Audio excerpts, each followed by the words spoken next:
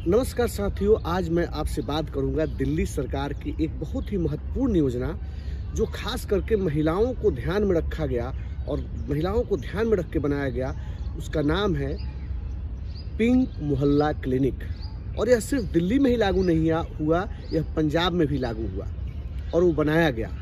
इसका मुख्य कार्य क्या था? अरविंद केजरीवाल जी ने यह सोचा कि दिल्ली के उन तमाम महिलाओं को जो गर्भावस्था में होती है, चाहे उनके इंटरनल कोई ऐसा प्रॉब्लम है जो महिलाओं के सामने ही उड़क सकती है और आम लोगों की पहुंच बड़े अस्पतालों में नहीं होती, तो उन तक वह इलाज पहुंच जाए, तो पिंक मोहल्ला क्लिनिक की स्थापना की, जहां पे गर्भावस्था का सारा उपचार, महिला विशेषज्ञ डॉक्टर के द्वारा उनके पूरे उपचार, मनोवैज्ञानिक रूप से प्रेशर में अगर कोई है, दबाव में है, तो उसके लिए भी इलाज की व्यवस्था, मुफ्त दवा, मुफ्त जांच, सारी व्यवस्थाएं की गई।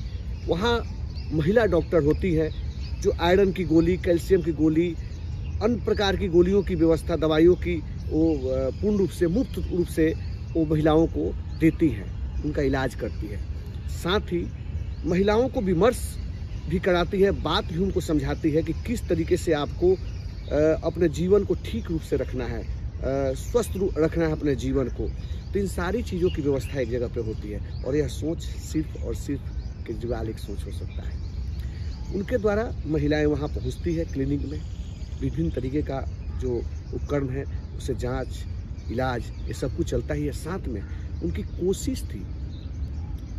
कोशिश है कि एक वह महिला जो घर से निकलकर बहुत ज़्यादा दूर नहीं जा सकती है, अपने घरेलू काम धंधों में, चाहे व्यापारिक कार्यक्रमों में वह ज़्यादा व्यस्त रहती है, उसके पास ज़्यादा समय नहीं होता, उसके घर के आसपास एक ऐसा अस्पताल, एक ऐसा क्लिनिक खुला जाए कि वो अपने सभी प्रकार के समस्याओं का समाधान, स्वास्थ्य रूपी समस्याओं का समाधान वहाँ से प्राप्त कर ले।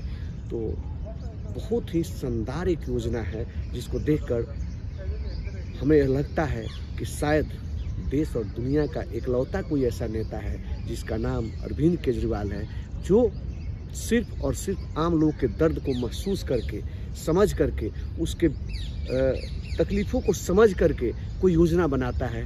और पिंक मोहल्ला क्लिनिक वैसे ही योजनाओं में से शानदार एक योजना है जो दिल्ली में भी काम कर रही है, पंजाब में भी काम कर रही है।